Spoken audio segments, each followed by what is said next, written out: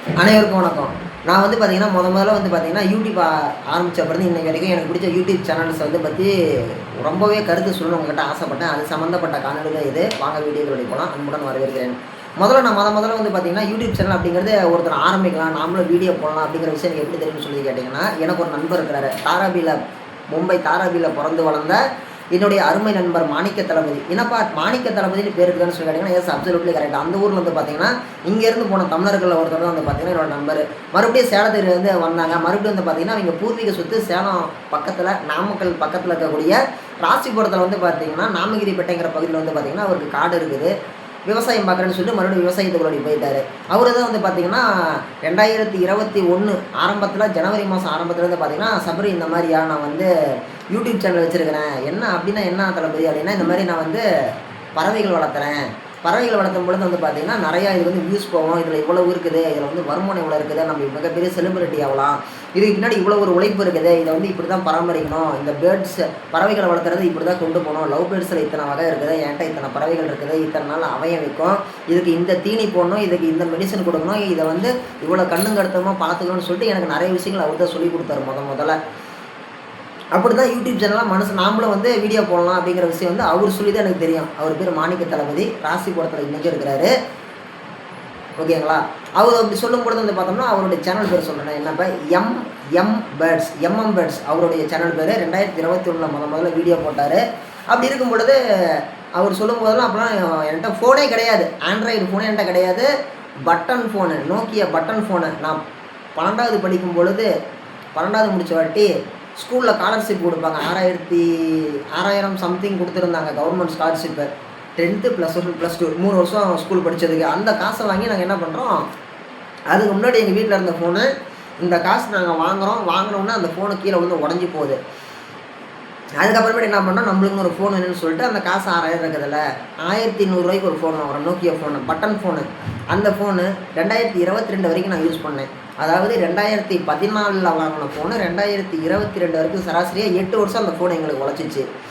அதுக்கப்புறமேட்டு தண்ணியில் ஒரு குளத்துல தவறி விழுந்துச்சு, எங்களுக்கே தெரியல. ஒரு நாள் கழித்து தான் எடுத்தோம். அதனால் ஃபோனை வந்து சர்வீஸ்க்கு கொடுத்தோம். அவங்க 500 கேட்டாங்க. எப்போ ஃபோனு வாங்கினதே நாங்கள் 1500 தான் வாங்கினோம், 8 வருஷம் யூஸ் பண்ணோம் அப்படின்னு சொல்லிட்டு வெயிங்க வாங்கிக்கிறேன்னு சொன்னோம். அப்புறமேட்டு நாங்களும் வாங்கலை, மறந்துட்டோம். ஒரு வருஷம் கழித்து போய் திரும்ப கேட்ட வாட்டி அவங்க என்னன்ட்டாங்க, இல்லைப்பா ஒரு வருஷம் கழித்து யாராவது வந்து கேட்பாங்களா, இந்த காலத்தில் கூட 2022 போன வருஷம் ஃபோன் ரிப்பேர் கொடுத்துருக்குறேன், இந்த வருஷம் வந்து கேட்டால் அது எப்படி எங்ககிட்ட இருக்கும், அதெல்லாம் நியாயமா, அதெல்லாம் இல்லைன்ட்டாங்க. சரி ஓகேன்னு சொல்லிட்டு வந்தாச்சு. இப்படி தான் நம்மளுக்கு முதல்ல இந்த மாதிரி ஒரு யூடியூப் சேனல்னால் இது இப்படி தான் ரன் பண்ணணும், இப்படி தான் கொண்டு போகணும், இப்படி ஒருத்தர் நம்ம நண்பர் இருக்கிறாருங்கிற விஷயமே நம்மளுக்கு அப்படி தான் தெரியும். அதுக்கு முன்னாடி வரைக்கும் தெரியாது.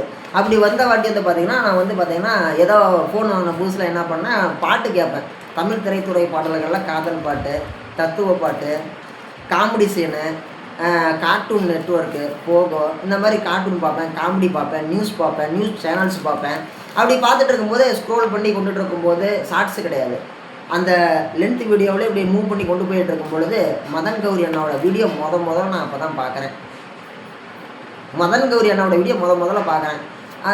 எந்த வீடியோன்னு சரி ஞாபகம் இல்லை. அப்போ அந்த வீடியோ பார்க்கும்பொழுது டச் பண்ணி உள்ளே போய் பார்க்கும்பொழுது அவர் சொன்ன கருத்து இதெல்லாம் பார்க்கும்பொழுது எனக்கு ரொம்ப பிடிச்சிருந்துச்சு.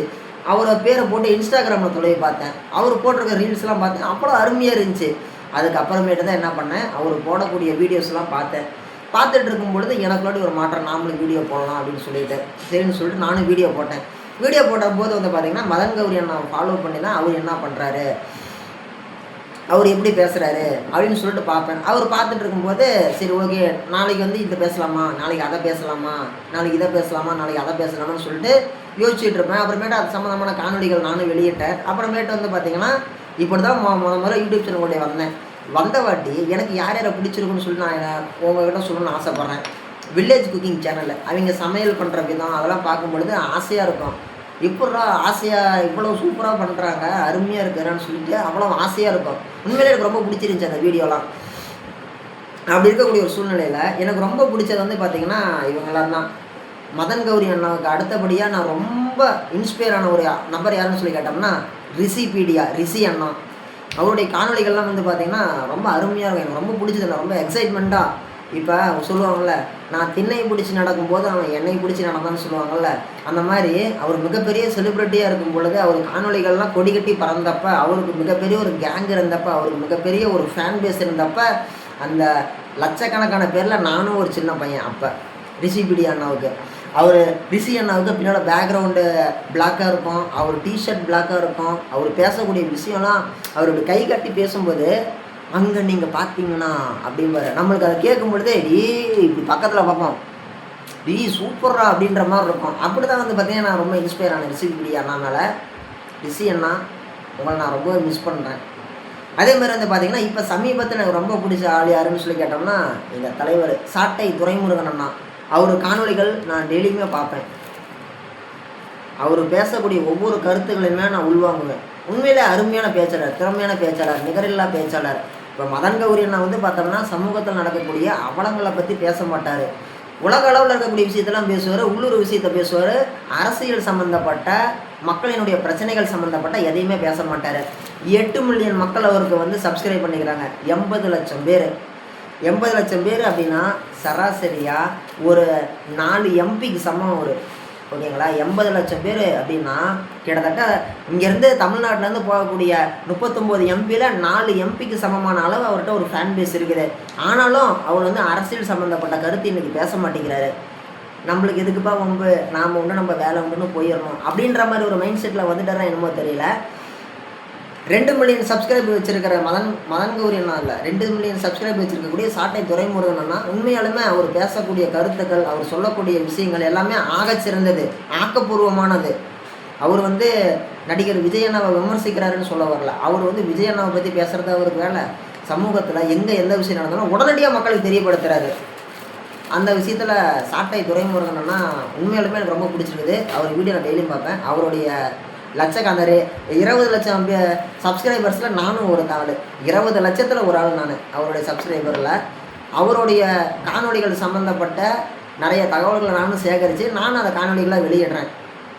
அந்த அளவுக்கு அவர் மேலே எனக்கு ரொம்ப மிகப்பெரிய ஒரு பேரன்பு சாட்டை துரைமுருகன் அண்ணா மேலே எனக்கு இருக்குது. அதாவது அவர் ஒரு நல்ல யூடியூபர், தினசரி வீடியோ அப்லோட் பண்ணுறாரு. அவருடைய கருத்துக்கள் சொல்லக்கூடிய விதங்கள்லாம் ரொம்ப அருமையாக இருக்குது. அவர் சொல்கிறதெல்லாம் தக் லைஃப்பில் எடுத்து யாரோ ஒருத்தர் சாட்டைன்னு சொல்லிட்டு எப்படி சாட்டைன்னு சொல்லிட்டு சூப்பராக அதை எடிட் பண்ணிலாம் போடுறாங்க. அது உண்மையில் ஒரு அருமையாக இருக்குது. மதன் கௌரி அண்ணா என்னோட இன்ஸ்பயரு, சாட்டை அண்ணா, ரிஷிபிடி அண்ணா, அப்புறமேட்டு A2D நந்தா ப்ரோ.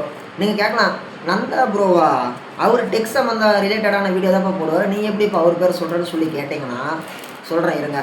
அவர்கிட்ட எனக்கு ரொம்ப பிடிச்ச விஷயம் என்னன்னு சொல்லி கேட்டிங்கன்னா ரிஷி அண்ணாவிட்ட ரொம்ப அருமையான கருத்து. ரிஷி அண்ணா கூடிய பிடிச்ச மாதிரி, சாட்டை அண்ணாட்ட பிடிச்ச மாதிரி, மதன் கௌரி அண்ணாட்ட பிடிச்ச மாதிரி, இவங்க எல்லாரையும் தாண்டி ஒரு படி மேலே போயிட்டு அவர் பேசிகிட்டு இருக்கும்போது இடையில எடிட் பண்ணி போடுவார். இப்போ வந்து ஹாய் சோல்ஜர்ஸ் அப்படிம்பாரு. அவர் சொல்லும்போது அந்த தலையிட்ட வந்து ஒரு இமோஜி வரும். இமோஜி வந்து அப்படி ஒரு ஆர்மி இமோஜி மாதிரி ஒரு ஆர்மி கேப் போட்டு வரும். அதே மாதிரி அவர் பேசிகிட்டு இருக்கும்போது இடையில ஃப்ராக்சர் ஆஃப் செகண்ட்ஸு, ஓகேங்களா? மைக்ரோ செகண்ட்ஸில் வந்து பார்த்தீங்கன்னா, மைக்ரோ செகண்ட்ஸ் கிடையாது, 1 செகண்ட் 2 செகண்ட் வந்து பார்த்தீங்கன்னா பின்னாடி வந்து மீம்ஸு, டெம்ப்ளேட்ஸு, வாய்ஸ் கட்டான வீடியோஸு இது எல்லாமே வரும். அதெல்லாம் எனக்கு ரொம்ப பிடிக்கும். அப்படி தான் வந்து பார்த்தா இவர் பேசக்கூடிய விஷயமும் நல்லா இருக்குது, அந்த கண்டென்ட்டை வந்து நம்மக்கிட்ட வந்து கொண்டு வந்து ஒப்படைக்கிறாருல்ல, அப்படி ஒப்படைக்கிற விதமும் நல்லா இருக்குது. உண்மையாலுமே அருமையாக இருக்குதுப்பா, உண்மையிலே சூப்பராக பேசியிருக்கிறாரு மனுஷன் அப்படின்ற மாதிரி தான் இருக்கும். அந்த அளவுக்கு உண்மையிலே ரொம்ப ஆக சிறந்த படைப்பாளிகளில் எனக்கு ரொம்ப பிடிச்ச படைப்பாளியில் A2D நந்தா ப்ரோவும் ஒருத்தர். எப்படி A2D நந்தான மாதிரியே இன்னும் நிறைய பேர் எனக்கு பிடிச்சவங்க இருக்கிறாங்க. அதில் வந்து பார்த்திங்கன்னா கொரோனா உலக புகழ் யார், நம்ம ஜிபி முத்தண்ணா தான். எங்கே போனாலும் லெட்டர் வீடியோ போட்டு அது மூலிமா ஃபேமஸ் ஆனது மட்டும் இல்லாமல் அவருடைய கருத்துக்கள்னு சொல்கிறத விட கருத்துக்கள், அவர் என்ன கருத்துக்கள் சொன்னார், அவர் சொல்லக்கூடிய விஷயங்கள்லாம் ரொம்ப காமெடியாக நகைச்சுவையாக இருக்கும்.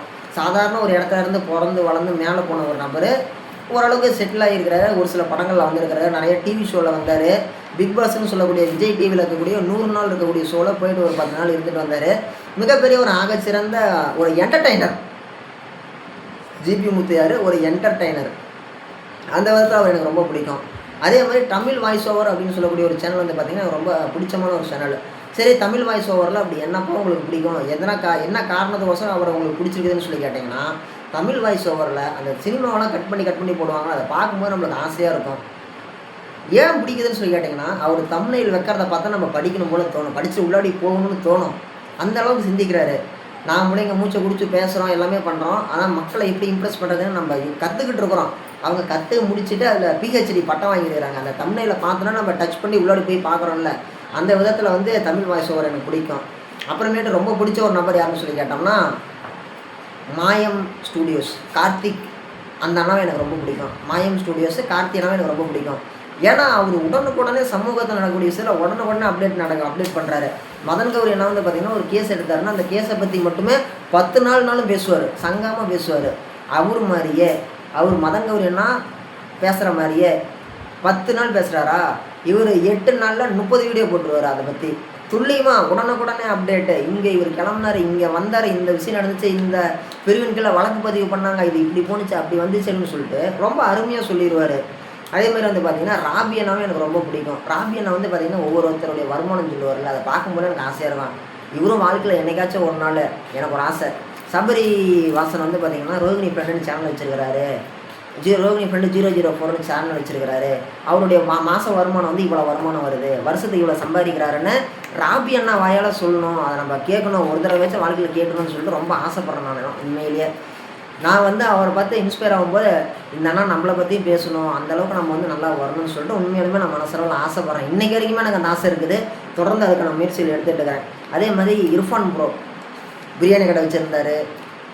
அப்புறமேட்டு பிரியாணி விளாக்ஸ் பண்ணார். அதே மாதிரி நிறையா விளாக்ஸ் பண்ணிகிட்டு இருக்கிறாரு. அவர்கிட்ட எனக்கு ரொம்ப பிடிச்சதுன்னு சொல்லிட்டோம்னா, அவர் சொல்லக்கூடிய விஷயங்கள், அதை கொண்டு போக வேண்டியது, அந்த எடிட்டிங், அந்த ரோட்டில் போகிறது வர்றது, இந்த மாதிரி விஷயங்கள்லாம் பார்க்கும்போது அந்த சாப்பாடு ரிலேட்டடான விஷயம்லாம் நான் பார்ப்பேன். எனக்கு கொஞ்சம் பிடிக்கும்னு வைங்களேன். அதனால தான் வந்து பார்த்திங்கன்னா அவரை நான் விரும்புகிறேன். இப்படி வந்து பார்த்திங்கன்னா நிறையா யூடியூபர்ஸ் எனக்கு பிடிச்சவங்க இருக்கிறாங்க. இவங்க எல்லாருமே நான் மேலேயுமே வந்து பார்த்திங்கன்னா நான் ஆகச்சிறந்த மதிப்பு வச்சுருக்கிறேன். இவங்களை பார்த்து நான் வீடியோ போட வந்தேன். இவங்க மேலே நான் விரும்பி பார்க்கக்கூடிய சேனல்ஸ் இவங்க தான். அதே மாதிரி ஹீலர் பாஸ்கர் அண்ணா, அவங்களோட வீடியோ ரொம்ப விரும்பி பார்ப்பேன். இதே மாதிரி நிறைய பேர் பற்றி நான் சொல்லணும்னு ஆசைப்பட்றேன். அடுத்தடுத்த காணொலிகளில் சந்திக்கலாம். நன்றி.